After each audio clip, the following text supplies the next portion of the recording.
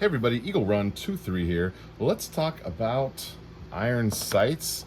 We've got these budget polymers. I don't even remember where these came from. They were probably just a throw-in on something that I ordered, but I'm gonna get them installed on our budget battle rifle. There is a full build series, several videos on this. Go ahead and check that playlist out. But let's talk about how to zero your iron sights. Assuming you've probably got a quality Magpul, something like that, iron sights, although a lot of them are polymer. Let's talk about how you actually zero these. It's kind of interesting and it could be a little confusing or potentially counterintuitive if you don't have experience with it. So this is the front sight, and for starters, the front sight lays down to the back, so don't install this backwards. On this gun right here, muzzle pointing this direction, this sight would pop up and lay back, but we've got it laid down here for demonstration purposes. So this has a front post on it right here, and this one happens to have a wheel that you would adjust, and it actually says on there up or down. But some people are confused, what is actually up and down? Let's take a quick look here at the rear one. This one has the Magpul has a little piece that flips up in front of it. This one, the whole thing just slides back and forth. You've got the wider open, maybe you could consider that for low light or for closer ranges. And then you flip up the small, that's a little dot right there. This would maybe be for something more accurate or normal daylight, but you're gonna look through there and you're going to see the top of your post.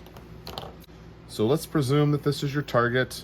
Here is your bullseye here in the middle, what we're aiming for. We want to take our front sight post, which will be represented by this 6.5 Creedmoor case, and we want to put the top of that post right underneath the target. So we want the bullet to impact, it should dot the eye, and it should be right there at the top. So let's say that you go out to the range, you've got your stuff mounted up, you're taking your first shots, probably at 25 yards. I don't recommend going to 100 because that's might be a little bit, if you're off paper, it might be a little bit difficult to get it reined in. But at 25 yards, you'll probably be able to see, take a couple of shots, and let's say that you go right here, 1, 2, 3 shot group. Nice, pretty little package right there, but we're low. So what do I adjust? Am I adjusting for where the bullet impacts, or am I adjusting up to the target?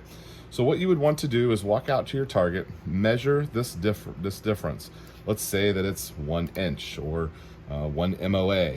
So you would just make a 1 MOA adjustment on here. Now, this one is not marked and it's a little ambiguous due to the ambiguous manufacturing of this, but you would probably assume that 1 click is 1 MOA. This one's actually really hard to adjust. A little bit easier on the Magpul one. The Magpul actually has a tool that you fit on and you move it up and down.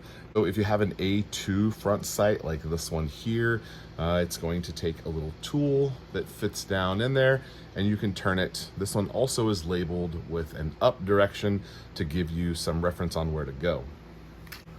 So for this example, we don't have any left or right issues. We only have an up and down issue. So we are going to adjust our sight up so that our impact is higher. So we're gonna chase that. Let's say it's 1 MOA or 1 inch or whatever the measurement is. It could be 6 inches. You're gonna make that adjustment and then you're gonna go back out and you're gonna shoot another 3 shot group. If you really trust yourself shooting, I'm okay with you doing a 1 shot group, but you're gonna really need to know your gun, your trigger, all of those things. Really make sure you've got a stable base and you're not free-handing it. It would be difficult to make corrections to a mechanical correction to something when you're holding the gun. So let's presume that you've got it sandbagged up or you've got a rest of some sort and you make your adjustment. So we would move our front sight post up in order to change the impact of where that bullet lands. Now switching over to the rear. This rear unit here of unknown quality where it flips up and forth, let me show you how the Magpul adjusts. So on this unit here, you can see you push down and it flips up.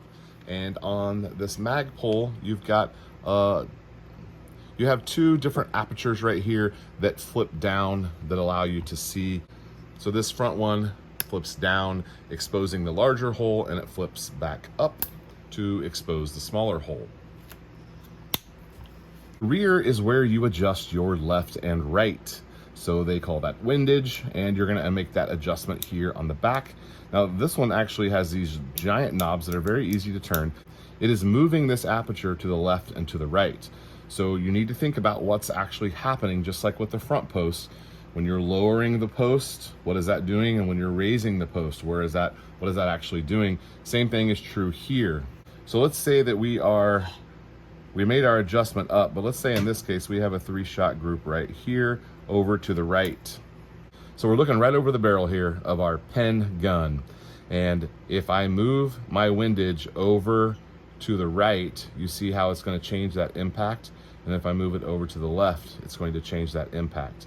So in this case, I would need to move my impact over. So I'm too far here, I need to move over.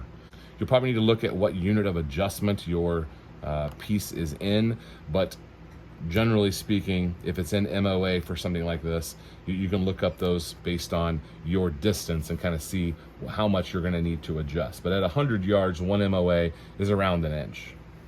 It's a little bit challenging here because there's actually a lot of movement that happens in one click. So depending on where your clicks are, you might not be able to get it dialed in perfectly to where it's exactly. It could be that your gun is an in-between, and there's not a whole lot you can do with that on a unit like this. Back here to the Magpul, it has a adjuster over here on the side that also moves it over to the left and to the right, and that happens with this wheel over here on the right side.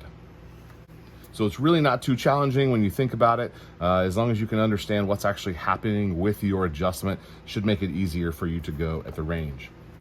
One little bonus tip here at the end, if you're shooting on an AR-15, it's a little bit more challenging to do. On a bolt action, you can just pull the bolt out the back and look down the barrel.